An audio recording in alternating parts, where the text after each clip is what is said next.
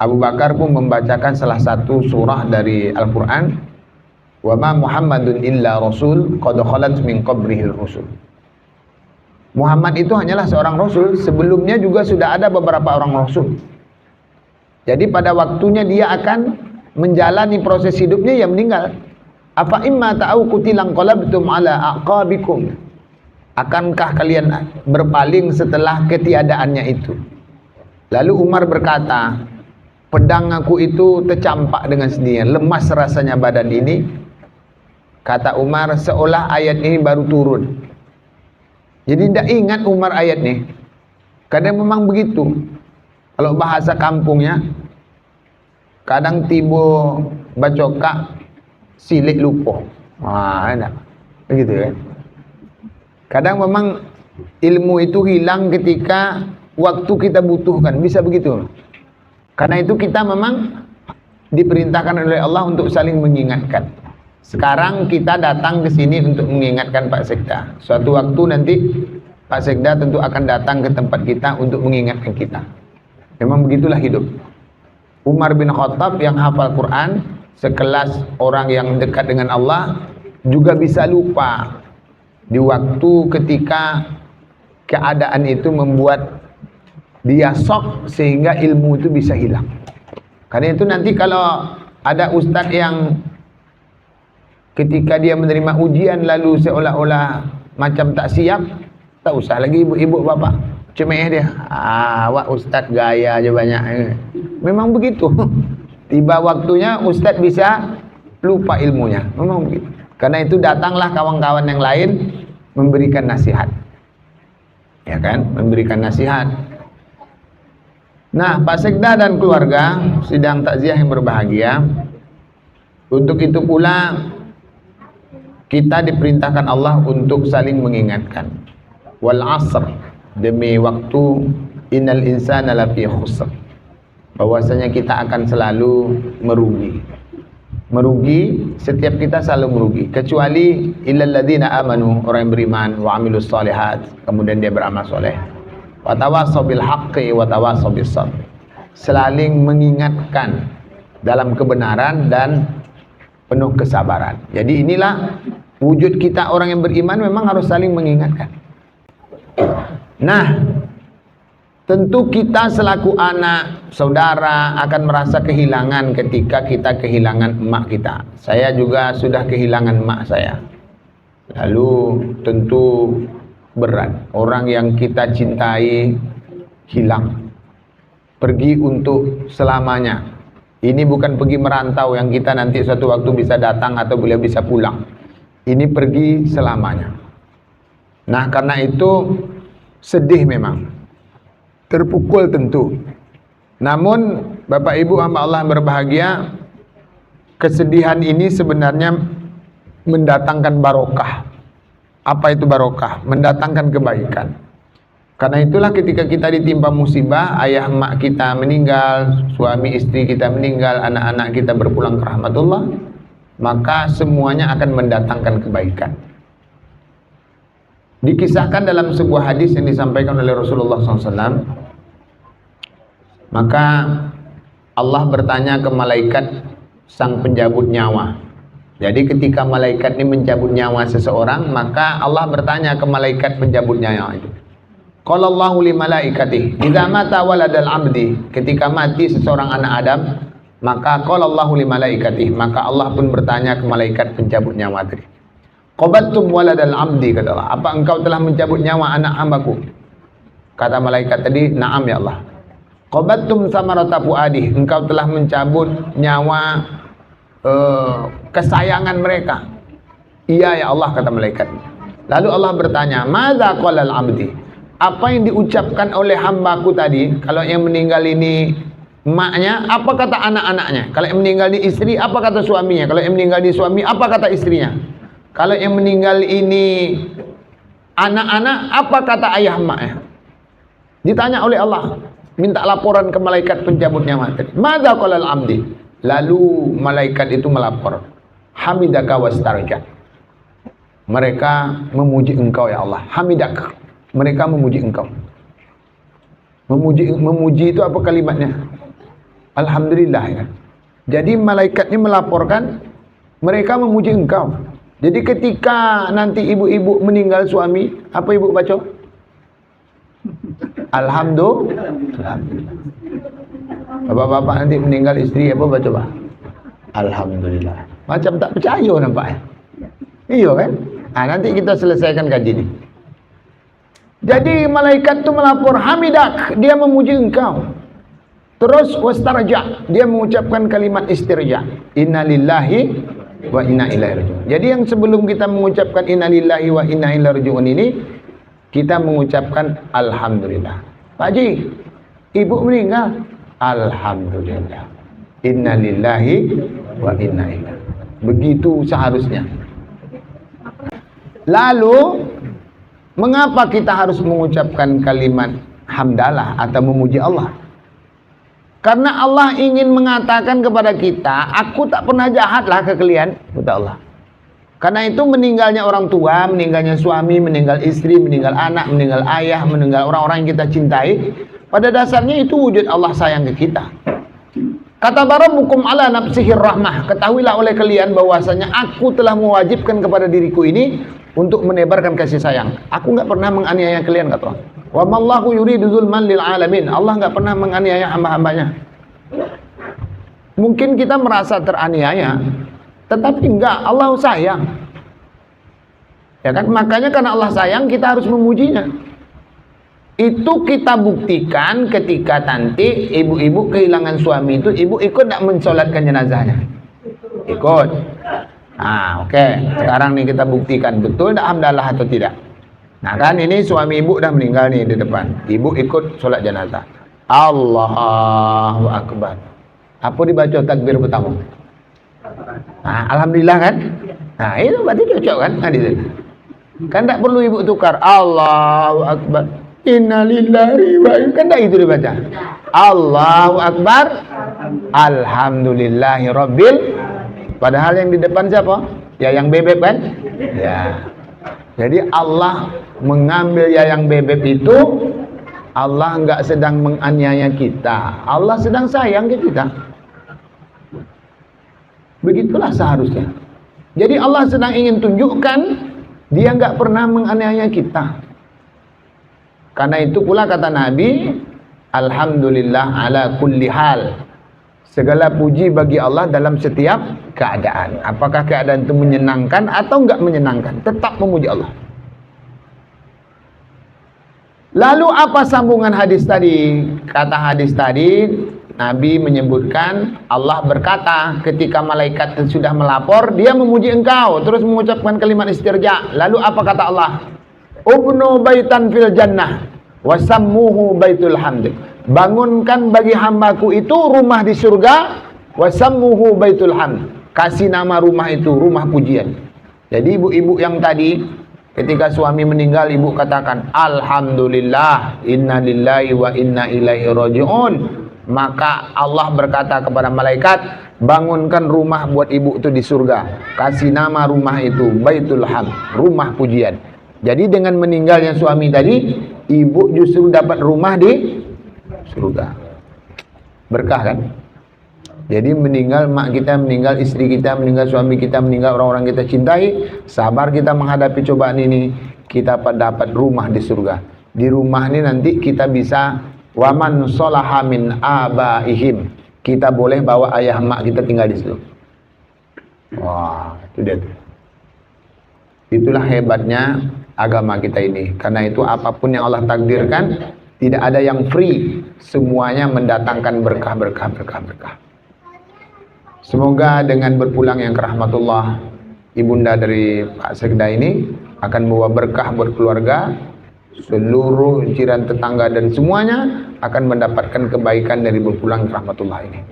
Semoga almarhumah ibunda Nur Hasanah binti Hasan diletakkan Allah di taman surga.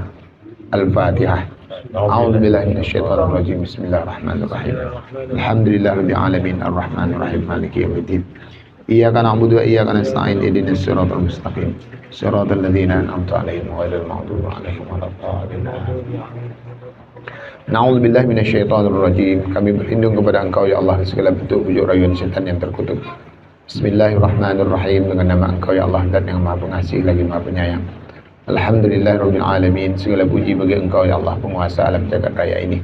Allahumma shalli wa sallim, ya Allah limpahkanlah salawat dan salam ala nabiyyina Muhammadin, kepada nabi kami Muhammad sallallahu alaihi wasallam, wa ala alihi wa sahbihi ajma'in, juga kepada seluruh keluarga dan sahabat-sahabatnya ya Rahman Rahimin. Allahumma ighfir lana dzunubana, ya Allah ampunkan segala bentuk hilap salah kami. Wali walidina, begitu pula kesalahan ayah mak kami. Warhamhum, rahmati dan kasih mereka ya Allah. Kama rabbauna shighara, sebagaimana mereka telah mengasihi kami semenjak kami kecil dulu ya Rahman Rahimin.